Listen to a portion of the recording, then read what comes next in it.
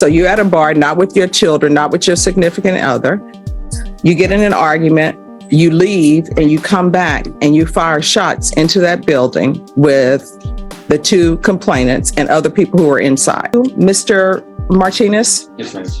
All right, you entered a plea on April 6th. You entered a plea of guilty. According to the plea bargaining agreement, your punishment is to be assessed at a cap of 5 years in the prison. The state is silent on your applications. Have both parties had a chance to review the PSI report state? No, Your Honor. Hold on, did you catch that? This isn't just a bar fight gone wrong. This escalated into gunfire into a crowded building that instantly shifts this case from reckless behavior to something that could have turned deadly in seconds. One question already, was this panic or pure rage taking over?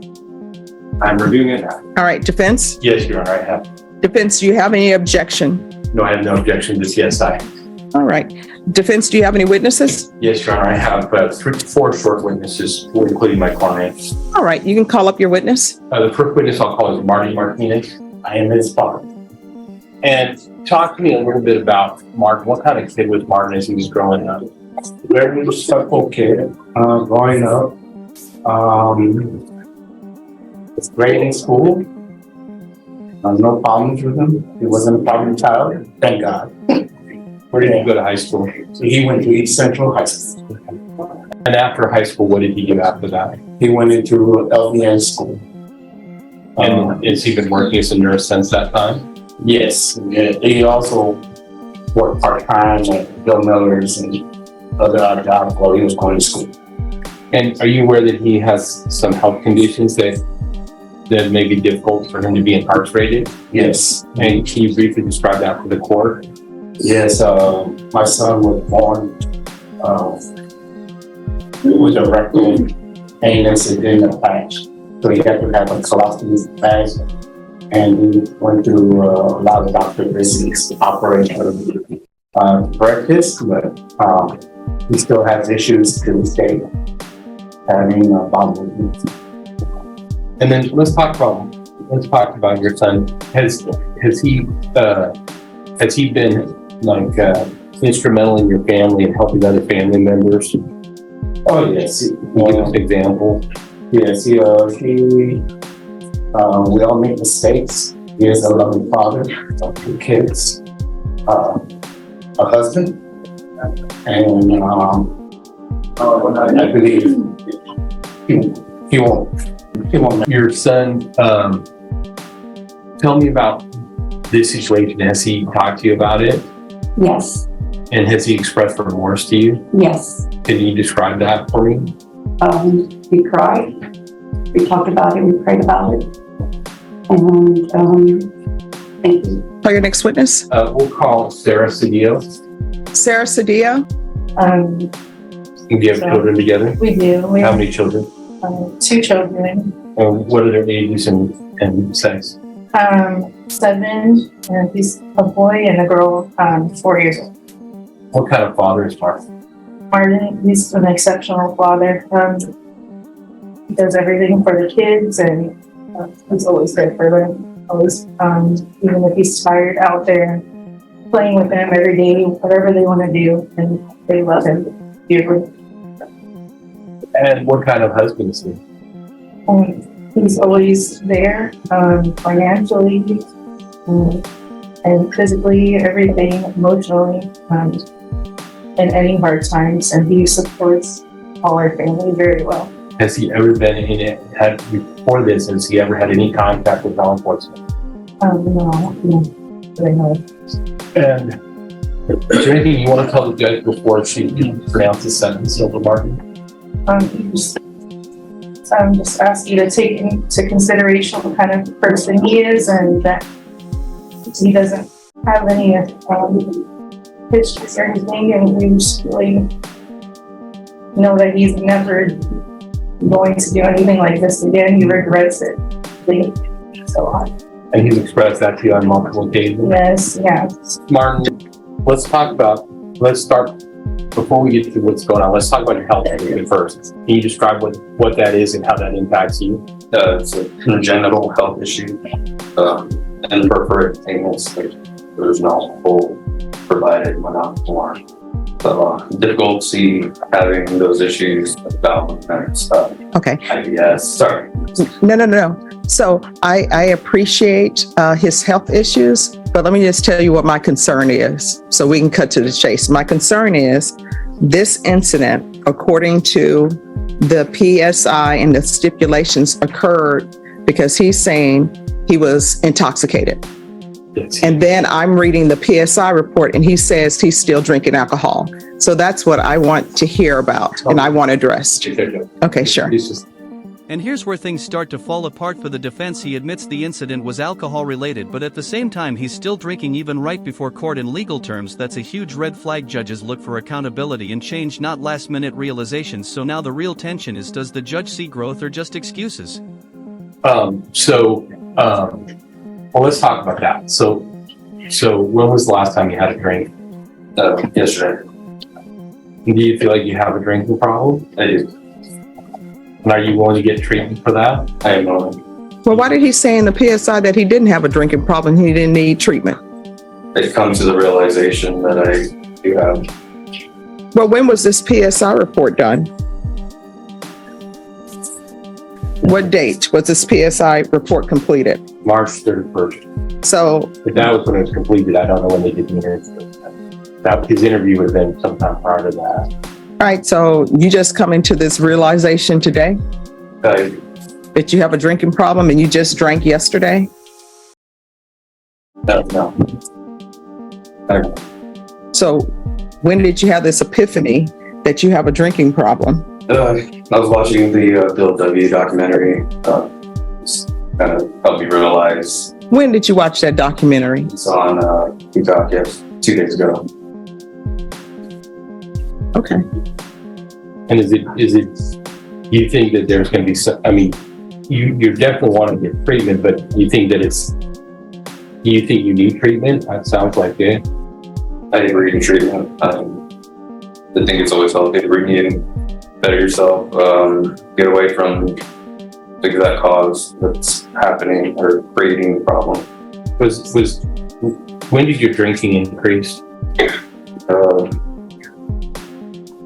I wouldn't say a time or date, but I think. Have you been drinking heavily for the last year or so?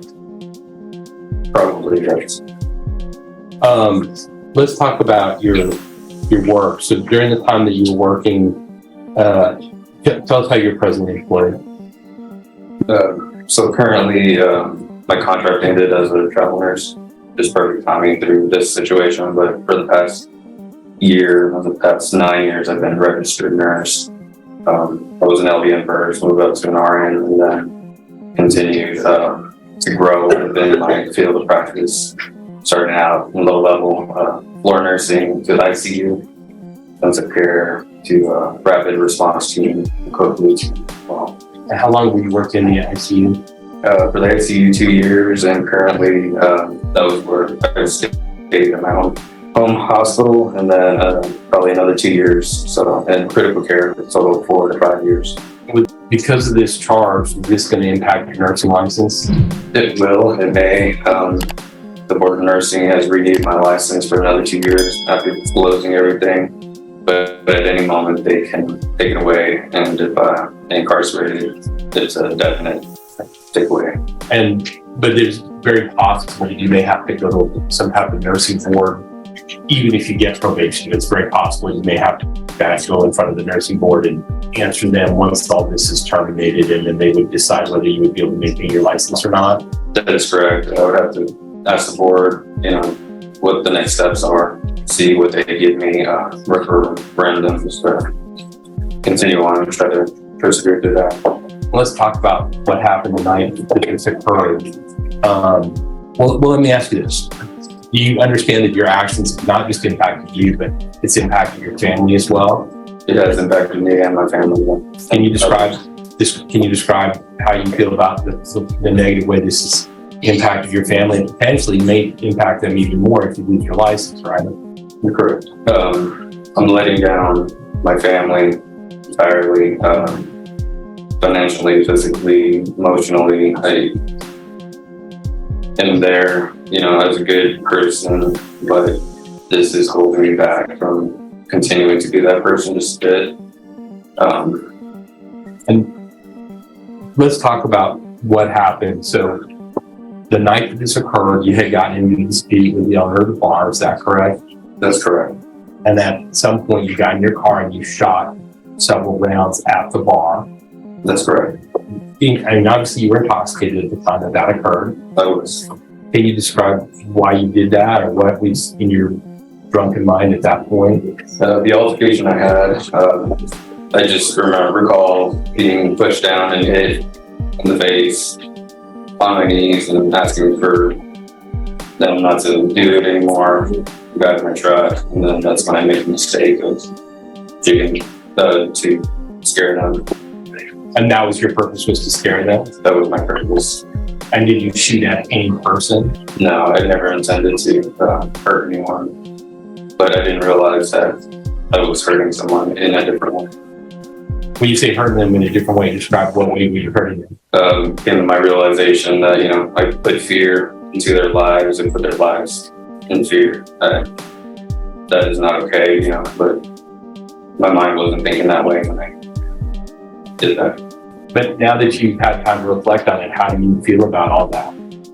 I feel remorse. I now see the empathy that, I have. I'm literally anxious about it. I wish I can tell them I apologize, but I'm not able to talk to them right now. And I understand that. I understand why.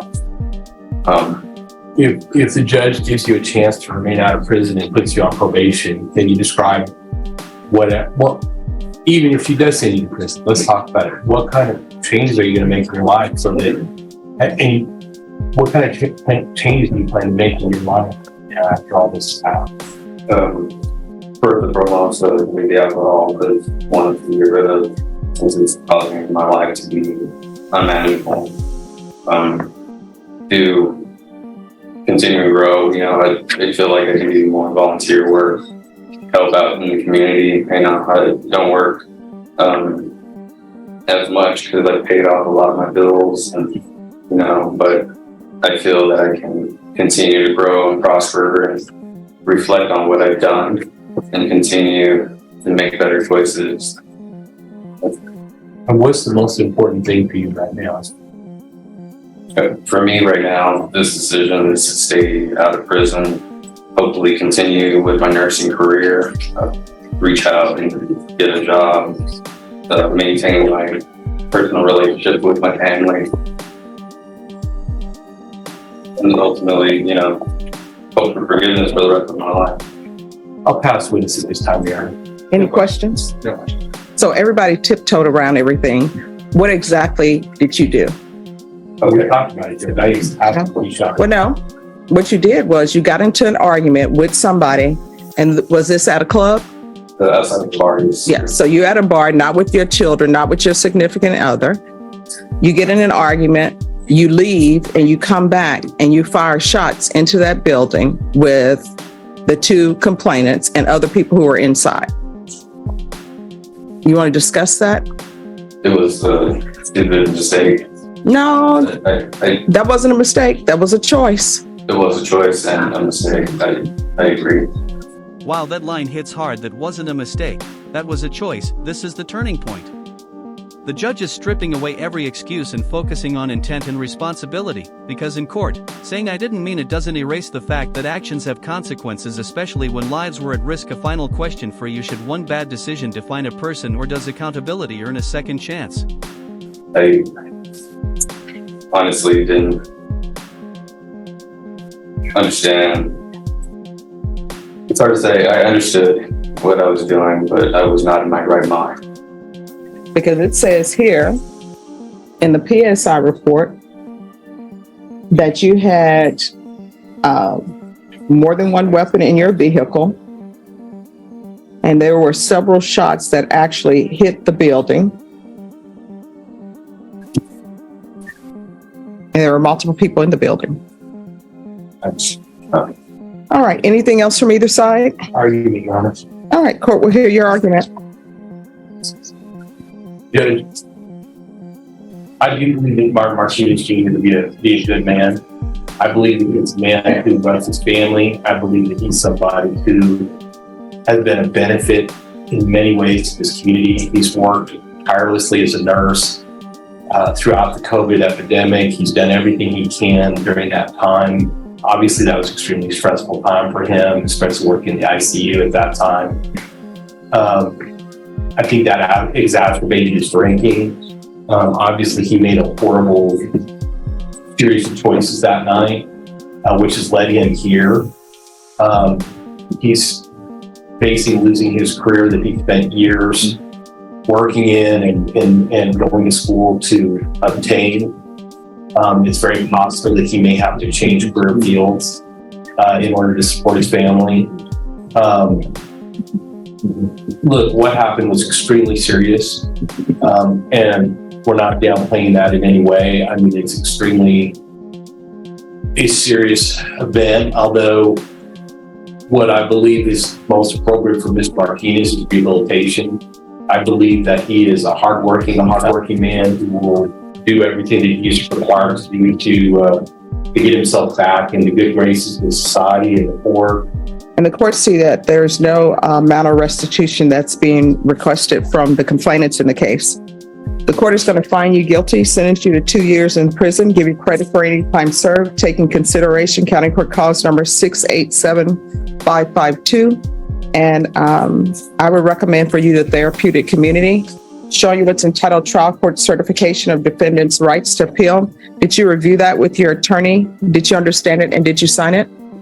All right, because this is a plea bargain agreement, because I followed your plea bargain agreement, and because you waived your right to appeal, you do not have the court's permission to appeal. We can go off the record. According to your plea bargain, I did take into consideration the fact of your occupation and what you've been doing, okay? Thank you.